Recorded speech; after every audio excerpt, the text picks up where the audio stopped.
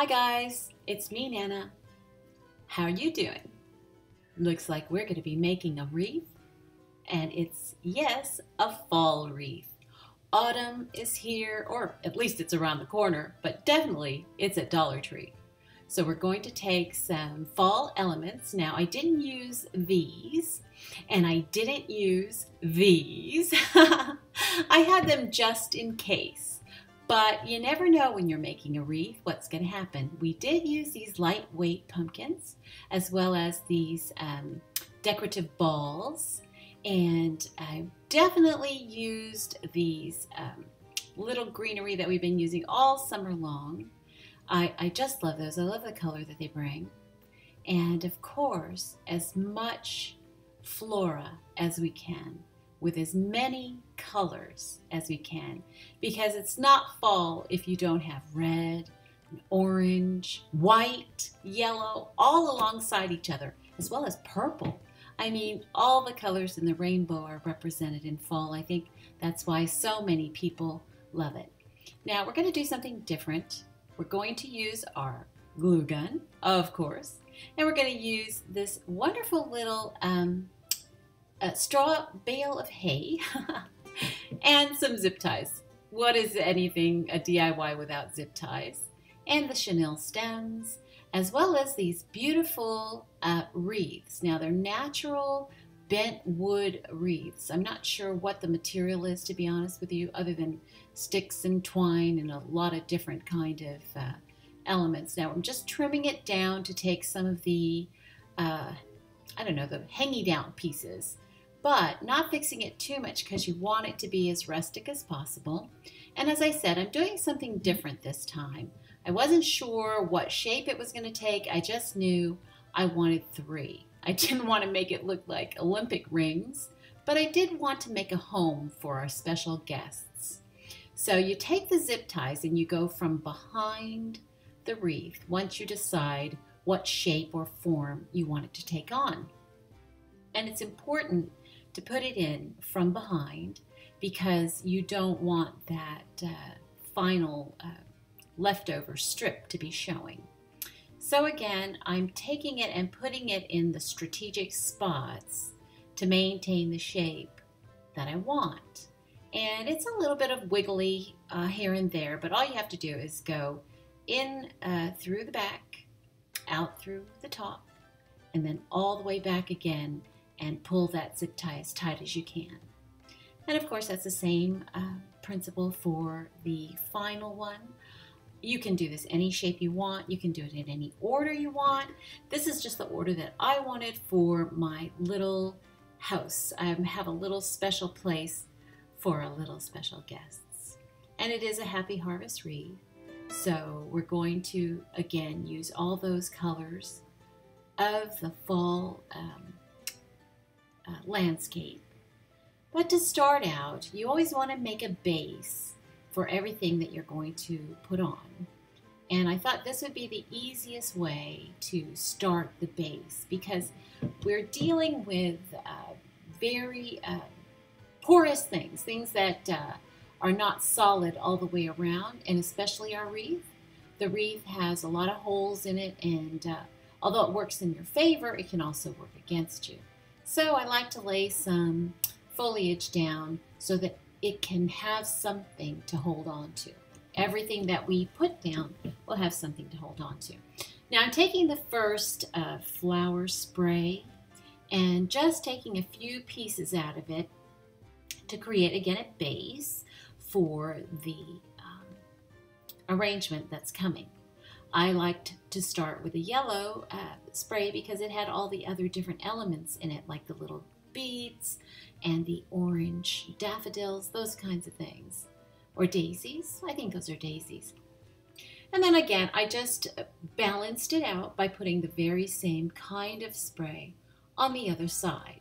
Now, after you do that, once you balance everything out, the sky's the limit. You can do anything you want.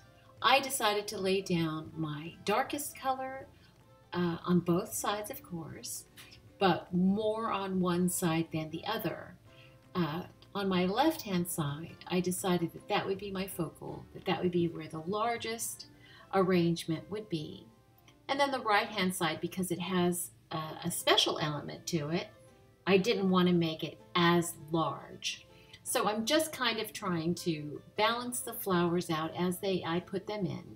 You want tall, you want short. In other words, you want different elements to have different height and yet not lose the other in the process.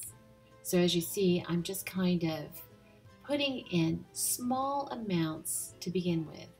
I have made wreaths before where I just lumped everything together, but in this case, this is not as large a wreath, so my space is limited, and I don't want to overpower the wreaths. I want them to still maintain or be a large part of the finished product, because as you'll see in the end, that it has a place.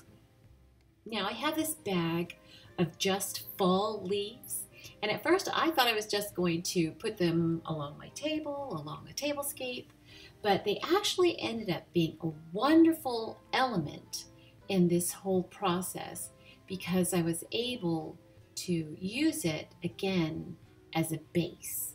So sometimes I would just take them one at a time and hot glue them onto the wreath. And then sometimes I would actually make an entire grouping out of them.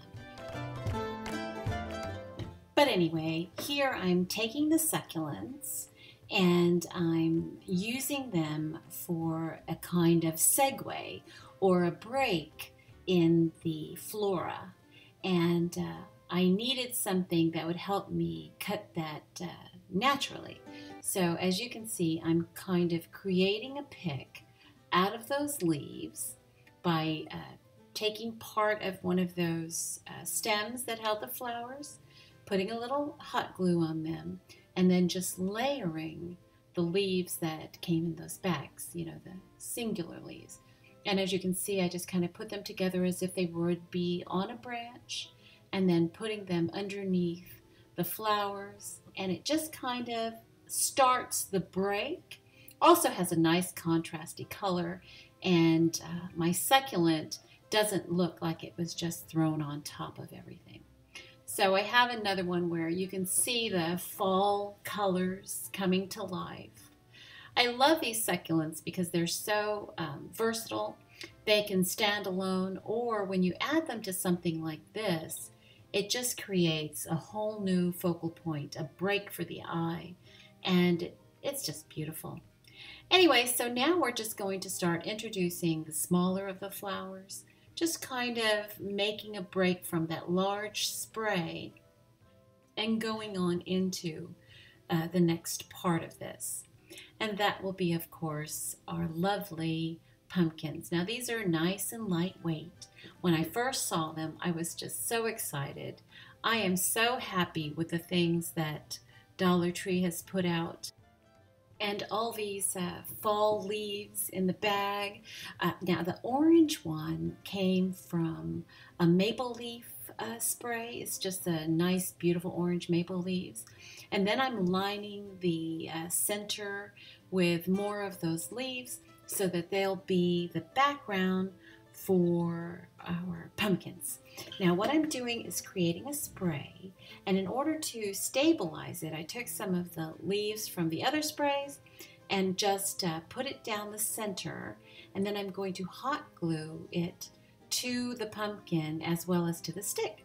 So there we've made our pick, and we're able to ensure that, or at least hope, that the pumpkin won't come off of it because we don't want the pumpkin falling off while it's hanging up wherever you want to put it. But anyway, so I'm layering some more of the leaves there so that they'll stick out, so to speak. And again, as you can see, they're a great contrast color with the green leaf up against the yellow leaves. And it's starting to look a little more natural and a little fuller and not just placed there willy-nilly. So I'm putting a little more hot glue down there to make sure that everything stays together. And we're just going to continue adding things as we go along. I'm going to leave you for right now. Just enjoy the process, and I'll come back when we get our our little special friends. See you in a little bit.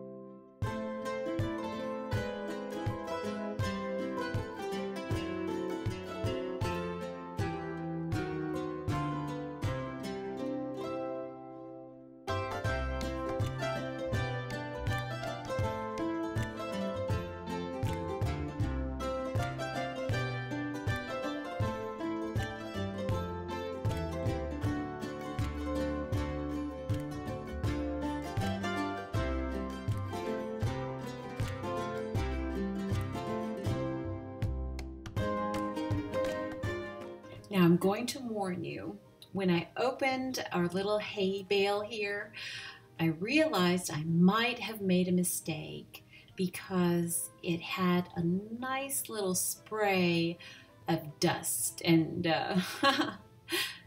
hay everywhere.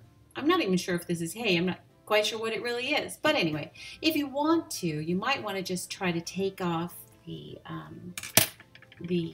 actual sign on it and keep it covered maybe. But it was too late for me, and I thought I'd just, well, deal with it and move forward. So I wanted to make sure this doesn't come out, so I stuck some of those leftover branches into the center of it, and then I attached it through to the wreath itself and then bent it down. I also took a spray, a flower right here, and I used it, another flower, excuse me, to go through the side of it, and you'll see what I mean in a moment. Right now we're just kind of sticking it up there, making sure it's not going to fall, and then we'll try to keep it as clean as possible, but I have a feeling that that hay is going to be a gift that keeps on giving. So we put a little bit of hot glue there, again, just to stabilize it, but I think the best part of holding it down will be with the actual flour that I put through it, and then I'll hot glue that too. But we've hot glued it in several different spots, so I don't think it's going to be going anywhere. Now I've taken some of these decorative balls that we got. I think I got these last summer. This one actually came with the decorative balls that had the like pumpkins in them. And then I'm adding some more of the succulent. So I'm going to leave you again, and you'll see, as I said, what we did with a bale of hay to keep it there, and then our special guests will have a special place. See you in a little bit.